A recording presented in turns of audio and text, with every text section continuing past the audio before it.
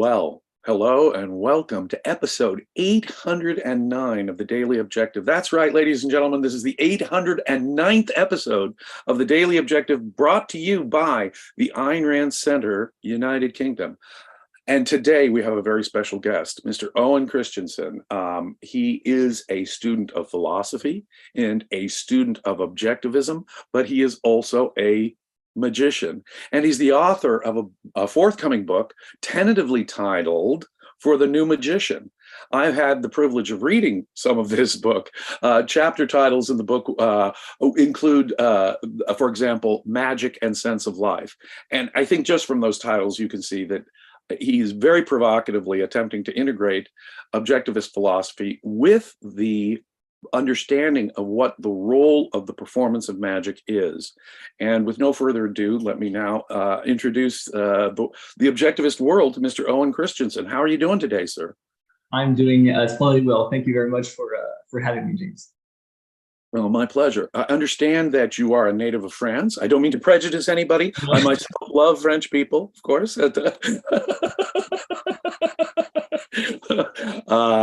But I must say I was blown away when I read your book, sir. One of the things that absolutely I found utterly, because as an objectivist, I'd never even thought about magic as a performing art, frankly. And like a lot of secular people, atheists, I assumed that in effect, what a magician is doing is trying to deceive us into believing that magic is real, that the causality does not always hold, and that it's a violation of metaphysical realism, and in particular, the axiomatic knowledge of causation. But one of the things that struck me was that it's precisely the opposite when it's good magic versus bad magic. So first, let's talk about bad magic, how we can evaluate, there are these frauds out there, these spiritualists, these mystics, who do attempt with their acts to fool people, and these gullible audiences go there in order precisely to be, in effect, taken in. Is that correct? That is precisely correct. In fact, I would say the two greatest that I can be used with them would be Uri Geller and John Edwards. John Edwards is a medium that claims to possess some supernatural insight that can be used, and it can range from the use of like reading someone's minds or to communicate with the dead, but which ultimately is basically emotional manipulation on the part of the person that just lost his close relative, unimportant value. And he's sort of like saying like, oh, but it's all right, don't worry. He's up there, he's fine, he's waiting for you, something, which is to some extent, or actually fully, a complete manipulation, and an emotional one, which I would say is even worse. A rather cruel manipulation to think that I can get you in touch with your dead mother or something. Yeah, It's hard for me to imagine something actually more cruel, since the spiritualist knows he's a fraud and not doing it. But yeah, and that's John Edwards. That's John Edwards, yeah. This other guy, Uri Geller, what does he do? Uri Geller claims to possess the ability to, so what he calls his mind power, which can range from spoon bending, which he's the originator and so on of this movement of spoon bending, all the way to politically influencing the results of elections. So after this talk, if you want to go on Uri Geller's Twitter, there's a tweet he made back in the UK elections between Boris Johnson and Jeremy Corbyn, where he claims, and you can see it, where he basically claims that he sent an energized spoon with positive energy to the UK so that Jeremy Corbyn could not be prime minister. So his magical spoon would. Yeah. And look, Mr. Johnson won. Mr. Johnson defeated the party. So obviously, Mr. Magic Spoon won. What other claims has he made? Well, the most recent one was last year, where he sent an open letter to Vladimir Putin, saying that if Mr. Putin thought of and sent a nuclear missile to Europe, he would use, quote, every molecule of his mind power to build some sort of shield that possibly will one day protect us, to deflect the shield, and then the nations will use their political power to Literally retaliate. So he literally believes that his mind powers can stop Russian news from hitting the West. Precisely. So there are these real frauds who really claim metaphysical magic, and their audiences are, of course, what you would imagine, people who are psychologically prepared to and are willing to believe that sort of nonsense. Yes. So that's, in a sense, bad magic, precisely because it assumes the violation of the law of cause, and it assumes the reality of magic and the supernatural. And in contrast with that, one of the things that I noticed when I read, one of the most powerful arguments you make in the book, if I can just summarize it in this way, for a good magic act to be appreciated, the audience cannot believe magic is real. For example, to take one of the classic traditional illusions where the magician on stage will put a woman in a box and saw the box in half to make it seem as though the woman is being sawed in half. I know it's a bit of a cliche magic act, but if people actually believed that a woman was being sawed in half on stage, they wouldn't sit there calmly. There'd be people running up to help her, running up to detain the guy, calling the police, screaming, fainting, running from the theater. So if for 2 seconds people actually believed in magic, nobody in the audience would have that reaction. In fact, for me to appreciate the skill of the magician, for me to say, aha, there's something cool going on here, I have to know that there's a causality that's being sort of hidden from me. I have to know that there's a natural mechanism, but he's so good at it that he's making the illusion seem real. In other words, you have to know it as an illusion to appreciate the skill of the magician.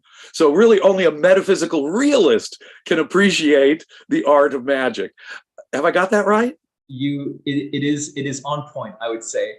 In effect, observe what would happen. Like take three types of individuals. One that is completely a realist, things that things are what they are and they will act only in accordance to their identity. Then take on the complete other side, basically a schizophrenic who whatever he's seeing is anything is possible. Something can be something at some point, and the next it can grow legs and do a backflip. Basically, those are the two extremes. But if you take that sort of like schizophrenic, very irrational premise, then when the magician does something impossible or performs magic, then he would just think, well, yeah, that's just possible. So I don't like, it's just like one other fact. So if I really believed in magic, it would be no big. Why would I go pay to watch the show? Hey, look, magic happens every day. This is just one of these guys who does magic every other day. What? No big deal. There'd be no show. There'd be nothing interesting. Certainly nothing worth paying for or bringing my friends to applaud if I really believed in magic. In fact, the axiom here of existence, the axiomatic of knowledge of causation, is actually what the magician, the good magician, is relying on, and the good audience is calmly applauding to, because they know, in effect, it's a trick, but done so skillfully that it's being hidden, because most of the time we can figure out cause and effect. In this guy's so skilled that he can now make me think that but you know something, all artists in effect have been accused of being liars. You know, painters even, or sculptors, oh, that's not life as it is. That's sort of stylized, exaggerated. That Hollywood film isn't realistic. You know, Fred Astaire and Ginger Rogers, when they just meet, can't dance that perfectly. All the kinds of rehearsals to get to dance that perfect. So people have often said art in general is a kind of deception. But what you're saying here is that magic is not deception any more than those other arts are. All that the artist is doing, say the skilled dancer, is hiding all the practice. But and in a similar way, all the magician is doing is hiding the actual causation from the audience in a very skilled way.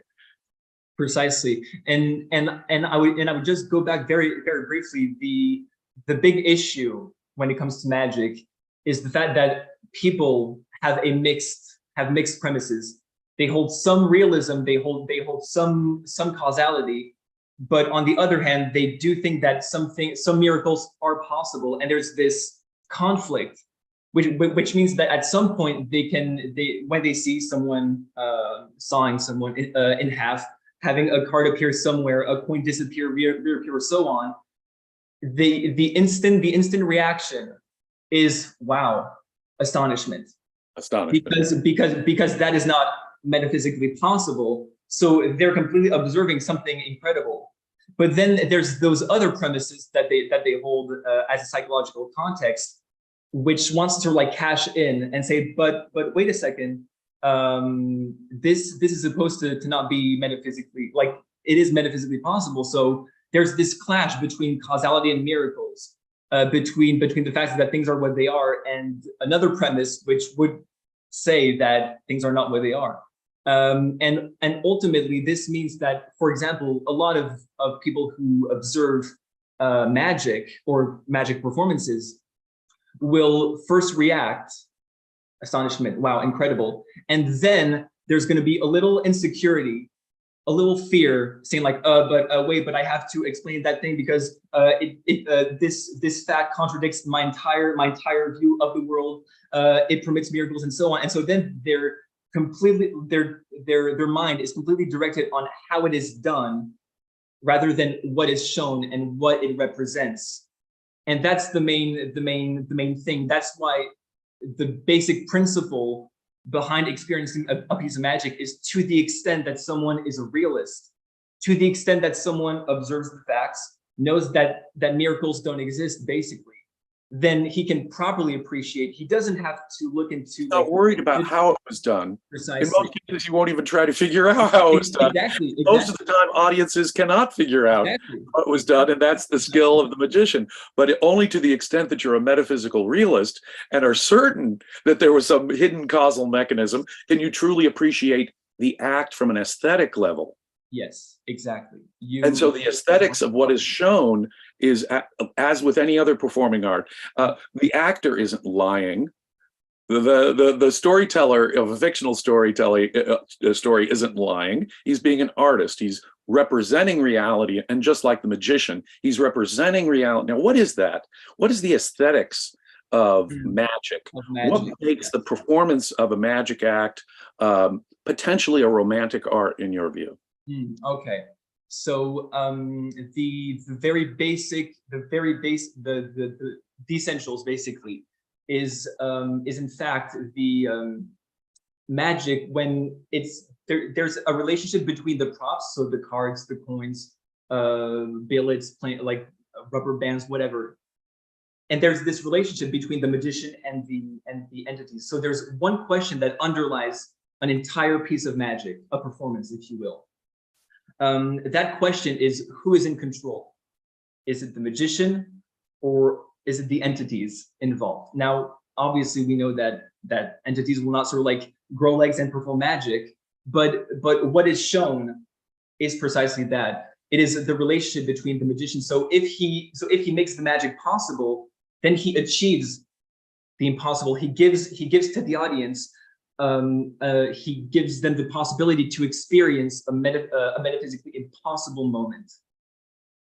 Whether the entities are in control or he is in control, that's the basic relationship, and that's what is shown in a piece of magic. So to the extent that what's being shown is the magician's mastery over it, yes, he's making the seemingly impossible look easy and effortless. Yes.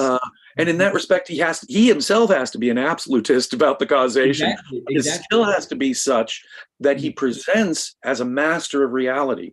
He's no more deceiving, say, than Fred Astaire doing something that I could never do, but he's dancing, making the seemingly impossible look effortless, as though he can float through the air, Fred Astaire. So the magician is sort of a hero, a romantic hero, who is the master of reality and can make, no matter how difficult this is, seem effortless. Yeah, these are the two mastery that is being projected. Okay, I see from our producer that we may have super chat questions. Is that true, Daniel? Yeah. So first, Race, thank you for becoming a member. He became a YouTube member. Thank you so much. Then Jonathan, he sent a super sticker. Thank you so much. Jeff also sent a super sticker. Thank you so much. And then Roland had a super chat comment in French. I'm gonna try to say it, but then Owen might read it better. So it Owen will says, correct you. Bonsoir, monsieur. Enchant de faire votre connaissance. Likewise, I think most people can catch that, and I agree. Precisely. It is astonishing, and I do urge people when the book comes out, especially my objectivist and philosophy interested friends, to read this book, because it has some absolute things I had never thought from any particular angle about magic before, but it really does depend upon our axiomatic level understanding of causation, and the audience the better the grip the audience has on reality that way, the more they'll be able to appreciate the skill of the magician, ignore that, and then be able to see the aesthetics of it, the performance, the magician as hero, the magician as master of reality. And to conclude the point, is it true that Ayn Rand herself enjoyed magic acts? Well, precisely in the name of the book I always mix it up, but it's the 100 Voices of an oral history of Ayn Rand. And so in the I think it's the 1930s or 1940s section, Frank O'Connor's niece is Ayn Rand's husband. Was interviewed. Yes, was interviewed to sort of like talk about, well, how it was to sort of like know Ayn Rand and so on and so on. And she states actually that her husband was her husband was a magician, and he had a very good relationship actually with the O'Connors, because there was implicitly, at least, you can sort of like see it. I'll just read the first the two questions. So Fabian was a magician, and when we were first married, I was the magician's assistant. We did comedy magic presentation where I actually did more magic than he did. Ayn, Frank, and Fabian go along famously. Excuse me. My husband at the time was with USO and hospital camp shows doing his magic act. They had never met before, so we actually met them cold out in California in 1948. And the follow-up questions is, I think, the most important, because it really shows the relationship between a piece of magic and the spectator. And so when the interviewer asks her, oh, well, why did they go on so well? She answers, I think, something tremendous, which is, he was very entertaining, and Ayn, as brilliant and sophisticated as she was very childlike about a lot of things. She got a big kick out of them being a magician and doing tricks for her. And I think implicitly in that statement, it really shows how if you do not accept that things are what they are, that they will act only in accordance to their identity. If you do not hold realism, then it's impossible to appreciate magic. There's going to be this complete insecurity of like, oh, but how is it done?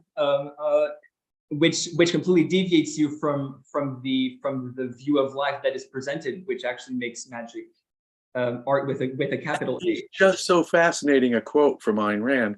Here, of course, the woman is absolutely clear and certain about the law of causation. She's never at any point in doubt about this. And what was funny is, because they were USO acts, they were the group that would entertain the troops when they were abroad. And this must have been during World War II.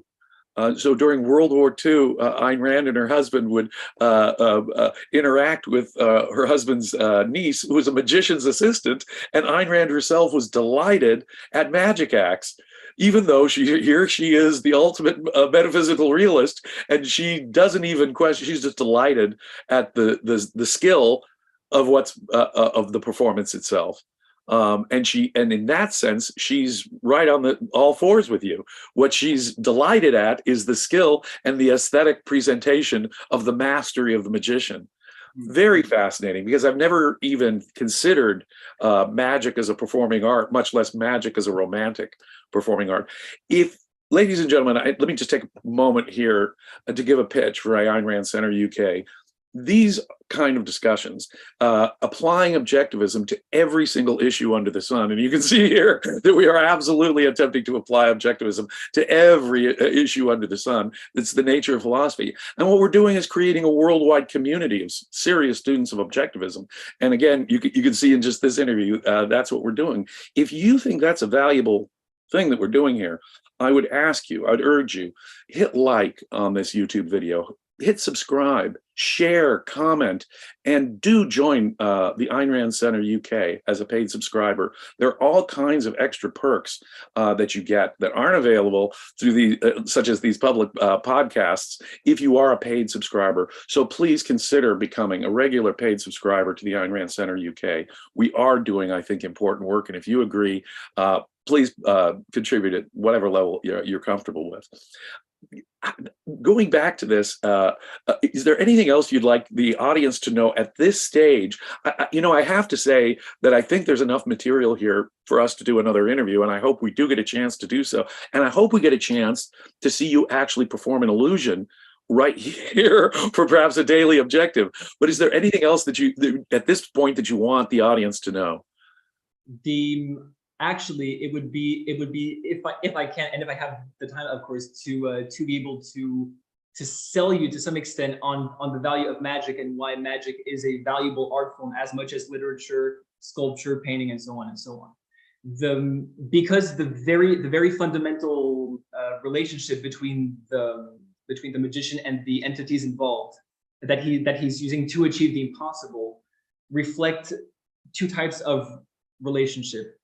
Either he's achieving the impossible, or the entities are playing tricks on him. That is at least, if you put aside the method, if you put aside how it's done, and you explicitly look at what is shown during a piece of magic, during a magic performance, those are the two fundamental relationships. But if you notice that it isn't metaphorical. It's not like the builder who actually builds a building and controls reality or achieves the impossible by modeling his background to his needs, his values, and so on. In effect, what is shown in a piece of magic is the literal efficacy or inefficacy to deal with reality, man's inefficacy and efficacy. Okay. But it's not in a metaphorical sense, it's in a literal sense. It takes that abstraction, that principle, that metaphysical value judgment that pertains to one's fundamental character, and expresses it in its extreme form, pure form to some extent. And so to observe a piece of magic is to basically look at an extreme efficacy, an extreme competence to deal with reality. Or on the other hand, an extreme inefficacy to deal with reality, an extreme incompetence to deal with reality. And so that what we're getting is a sense of life injection, in effect. Exactly. Our sense of life is either we look at man as efficacious, humanity is competent. There's nothing a human being can't do if he puts his mind to it. This sense of metaphysical efficaciousness and the power of humanity is the sense of life that's actually presented in a good magic act. Whereas a bad magic act is actually undermining our confidence in that. The greater his skill, it truly is. In that case, it's not a stylized recreation of reality. It's actually a deception. There it is an aesthetic deception, in effect, manipulating people psychologically. Precisely. And I would even go further as to say that some pieces of magic present, like if you put aside Uri Geller, John Edwards, and those frauds, and you take magicians that consider themselves artists and project a malevolent sense of life, a malevolent view of life, even those magicians and those pieces of magic show that extreme inefficacy. You can almost perceive, directly perceive, this malevolent universe sort of controlling man and like playing around with him, like he's trying to grab a glass of water, but he can't because either the water disappeared or so on. And that's the real value of magic. The value of magic lies in the fact that it shows one's basic premise, conviction and emotion towards reality and puts it in this extreme stylized view. And so when you have that benevolent view of life, that sort of like inner competence to deal with reality, then you can look at a piece of magic where the magician achieves the impossible as something just refueling for your soul to some extent, because you directly perceive the extreme efficacy that man can have to sort of like deal with reality, and how not to feel after seeing that complete relief and complete confirmation that you are able to deal with reality and to move on and live. Wow, fascinating. Daniel, do we have any more super chats? We have one more super chat from Frank. He's asking, can James explain the magic of Jesus's miracles? No. In fact, they're meant to be actual violations of the law of cause and effect. When a fraud engages, and in fact, in the ancient world, that's what a lot of magic was. It was for real. It was to deceive, even though the magician himself knew that it was a trick. He was to deceive people into believing in the supernatural, that he was an agent of a god, or in Jesus's case, the Jewish god, and it was a religious deception. Many devices, in fact, from the ancient world were designed just to do that, to deceive people. Doors, temples that would open up, when the priest, would come to them. That continued into the Christian world, by the way. Well into the Renaissance, popes would magically open the door of St. Peter's at the correct day, so that God, which showed the masses that God was opening the doors. And people were still being taken in by that kind of fraudulent magic, which I would say is the exact opposite of what Mr. Christensen is talking about here, that sort of requires that the audience calmly applaud as the lady gets sawed in half, which is extraordinary. Thank you for the super chats, and I want to thank everybody for the super chats. Coming up later today, in fact, in just a couple of minutes, we've got coming up the new reality show, our group panel discussion, and today we'll be talking about the hot new movies that everyone's talking about, Oppenheimer and Barbie. So you can't miss that. Is there anything else, Daniel, that I need to tell the audience? Last minute super chats, and then we wrap up. Bonnie, thank you so much for the super chat. She's asking, does Owen have magician heroes? Good question. I do have two. My first hero is Perseus Archimanes, who is an Aristotelian magician. He is explicitly an advocate of and is I would say one of the father of the romantic movements in magic that is slowly growing. And so I would say that he's one of my heroes, and he's the one that I will be publishing the book with. So thank you, Perseus, if you're watching. And my second hero would be Teller, for two reasons. First, because he I don't know if a lot of people know this, but he took some classes with Dr. Peikoff, and he projects most of the time with his magic partner Penn and Teller. So on. I was really confused there. Well, they project, have the biggest magic act in Las Vegas. Exactly, and a lot of their performances project, as I was saying, like man as achieving the impossible. Concretizing man's extreme efficacy to deal with reality. Just look at the bullet, like if you have time after this interview, look at the bullet catch act. Right, they'll catch a bullet. The theme is man's control over danger. Look at that. I'll let you observe it and contemplate it. And it isn't an accidental thing that so many of the most famous magicians have been mystic debunkers or spiritualist debunkers. Houdini, the amazing Randy, Penn and Teller, they're all well-known skeptics of mysticism, and they've all, to some extent, attempted to debunk those true mystics out there in the magic world by showing how the tricks are done by these frauds. Fascinating, fascinating. I do hope we have a chance to have another interview with you where you can perform an illusion for us. Are there any questions, Daniel? No more questions. Okay, well, we're running out of time. And as I say, I hope we'll have a second interview with Owen. Please come back if you can. This is a fascinating topic. But in the meantime, everyone, check out the reality show coming up in just a few seconds. It's going to be a good one about the recent movies that everyone's talking about. And in the meantime, best premises.